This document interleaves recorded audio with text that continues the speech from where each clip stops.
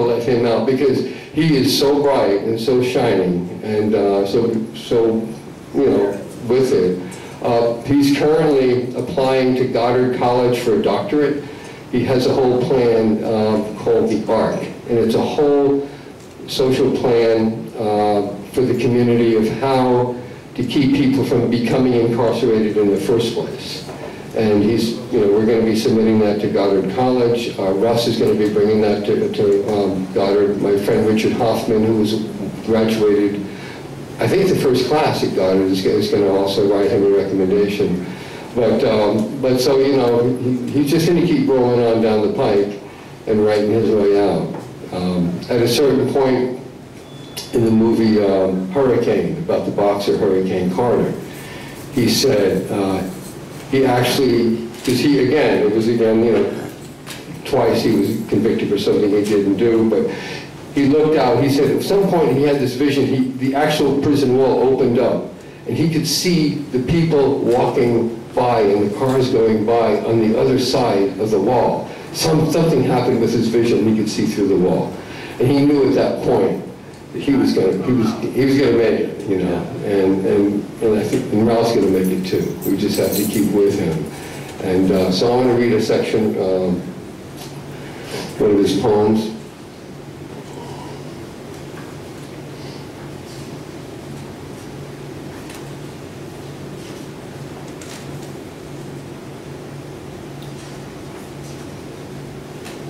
You know, this when you just, there we go, all right. American just us, Mississippi style. If they came for me before first light on Thanksgiving Day morning, with their Christian hypocrisy reflecting their might, would you question their means of injustice? Would you care who is wrong or who is right? Or would you cower behind closed doors and drawn curtains, afraid to confront their collective sight? Allow those crosses to burn, and then maybe in turn, they'll come for you next in the night. Wow. That's Ralph Hamm.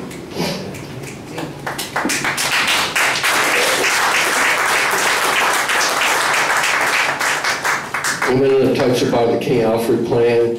And Ralph has this little section in here. There's a whole appendix about that. That's like, there's all this stuff going down that we don't know about, okay? They got this stuff ready to roll should anything happen. And back in the 70s, one of them was the King Alfred plan. The other one was COINTELPRO. That was a secret government that J. Edgar Hoover had set up within the FBI system that no one knew about. And it was a whole department, and the intention was committing psychological warfare against the Black Panther Party and against all of the people that supported the Black Panther Party.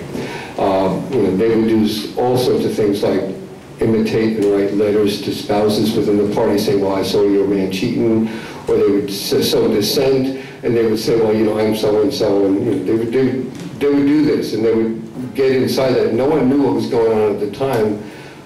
We had no idea, but it came out later, I think in the late 70s during the Church Commission when they were forced to turn over all those records. And we saw like this secret government, this shadow government. Hoover, to his credit, understood the Panthers.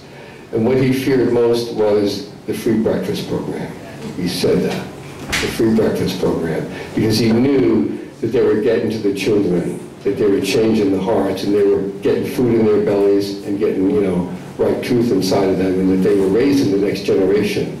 And he didn't want what he called many Martin Luther Kings to start sprouting up all over the country. So that's why he went after them. So I'm going to read a section of this book. Ralph goes into this a little bit.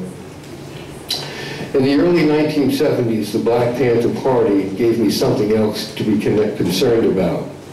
Their newspaper published the King Alfred plan of the U.S. government in its entirety. America was preparing for urban warfare by way of a plan to encamp and exterminate its black minority population, taking a page out of Adolf Hitler's program against the Jews of Europe in the mid-30s and 40s. As highways in and around Boston, predominantly black neighborhoods, were being widened and reinforced to accept tanks and other armored military vehicles, New police stations were also being constructed, reinforced with steel, that contained subterranean levels of detention cells, war rooms, heavy weapon armories. It's kind of ironic we're in an armory here. Wow. This place, they used to make weapons here, okay? And now we're like making poems. So it's like, you know, you beat your swords into plowshares, all right? So something's right here tonight, okay? If the beating at night by the goon squad, a gang of prison guards who would drag prisoners from their cells at night to brutalize them, the killings, and the close proximity of the electric chair were all part of my reality now, I can only imagine what was in store for us minority group prisoners already confined within the nightmarish conditions of the state's detention camps, prisons. I sat in my cell anxiously watching television news accounts, and Big Bob Hurd afforded me weekly reports on the construction of police station number 2 across the street from his Black Panther headquarters in Boston. That's right over on Winthrop, off of Warren Avenue, as the U.S. government prepared for the siege.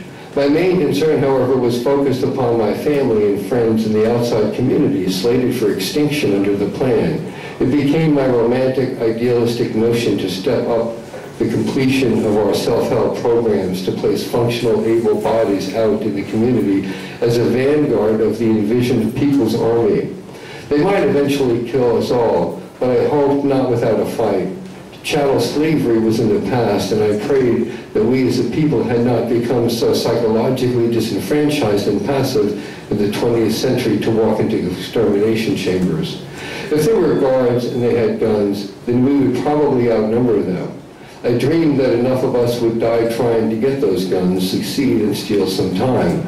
I was not going to settle for a rock substitute to a bar of soap and a gas chamber for a shower. It was not my faith. The Panthers' unmasking of the King Alfred Plan had an almost instantaneous effect upon the so-called civil rights leaders of the country. People like Jesse Jackson, Andrew Young, Maynard Jackson seemed to be transformed overnight from sporting Afro hairstyles and wearing African patterned dashikis, raising clenched fist salutes into mealy-mouthed yes-men for the system.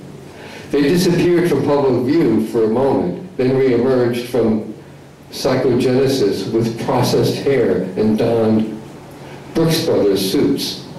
Some spewed rhymes out of the side of their neck to enthrall the masses in their new role as poverty pimps, the proverbial cane in one hand and the bejeweled chalice in the other, prostituting the lives of their constituencies for personal economic gain, 30 pieces of silver, and political favor for massa.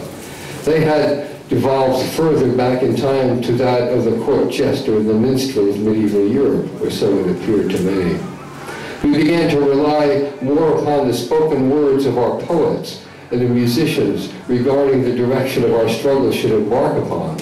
The change in the demeanor of our venerated leaders was an altering of black consciousness, or an attempt to redirect the movement of the masses toward a media-prescribed solution of working within the system. The majority of the white culture appeared to view this shifting of consciousness as a move palpable initiative because it basically meant business as usual. The Negro leaders were under our control. In the most favorable light, the change could be looked upon retrospectively as an effort to stem the apparent planned annihilation of America's ex-slaves as proposed within the pages of King Alfred.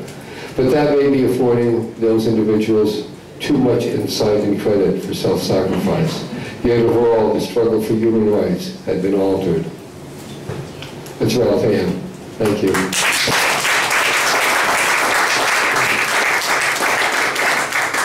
All right, I'm going to bring up Russ Carmichael, and he'll close out the show. And I want to thank him.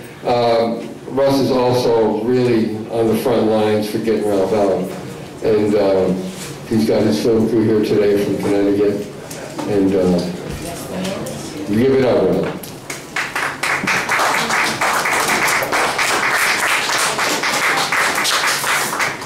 Bless you all this evening, and thank you for letting me be here.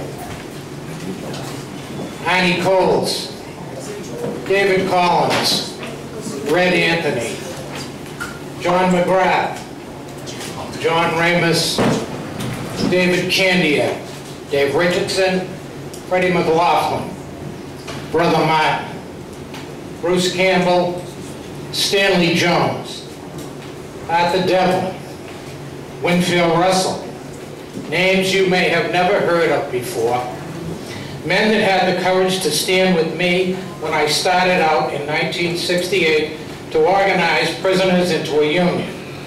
Least I forget, Jack McCambridge, or the author of 2 books and friend who lives here in Somerville, Stevie Doherty, and all the other 1,600 Massachusetts prisoners that I represented through their own petition to then Senator Jack Bachman before Governor Frank Sargent.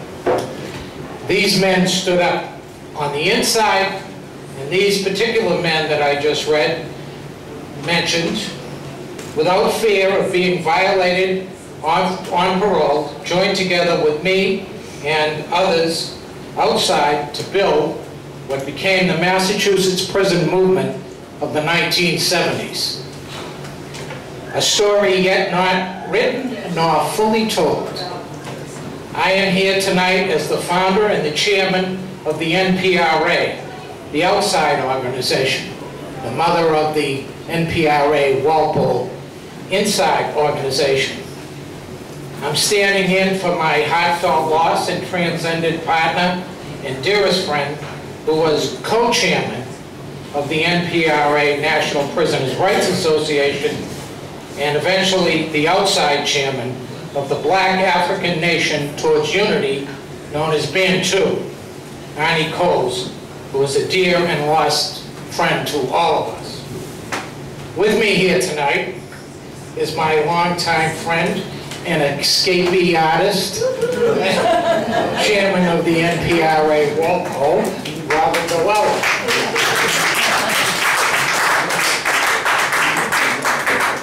I'm here to honor my longtime friend and fellow organizer, Ralph Hamm III.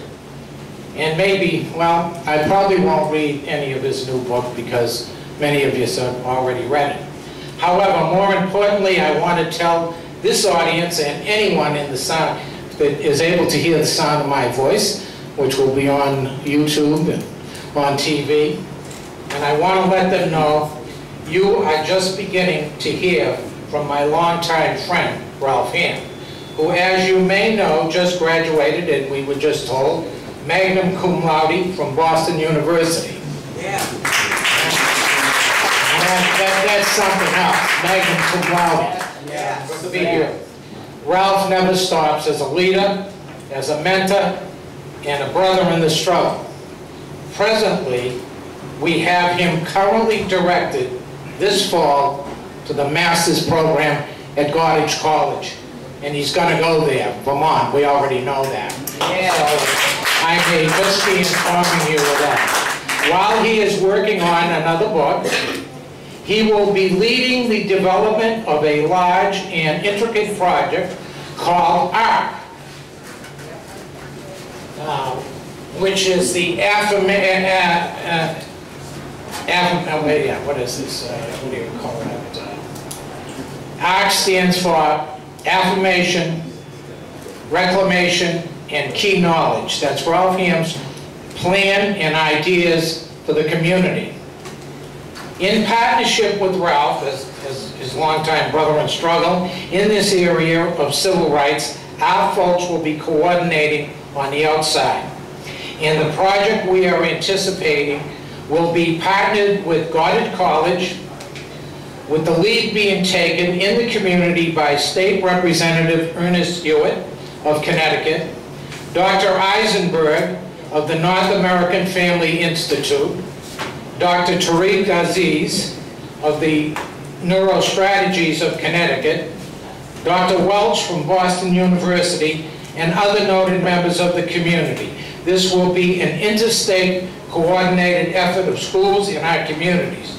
3 Goddard alumni are also on board. And of course, I now do little here in Massachusetts without the help and assistance of Bobby DeLello, okay?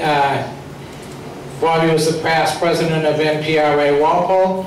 He is currently host of our TV show Struggle for Justice, still holds my old seat and Dave Collins' old seat at the American Friends Justice Project, which I am always proud, very proud to say we founded that program with Dave Spinney, Dave Collins, and a grant was given to me by an anonymous Quaker who believed that we could build a prison movement in the early 1970s.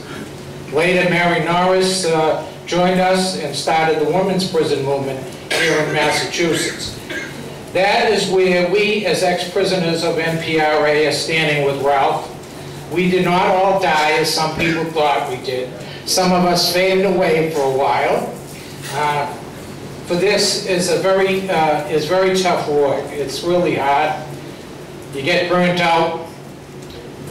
We call it the struggle for justice. We do not beg for justice. We are those who are not on bended knee before anybody. We will not go away, and we do not hide. We just want a fair shake.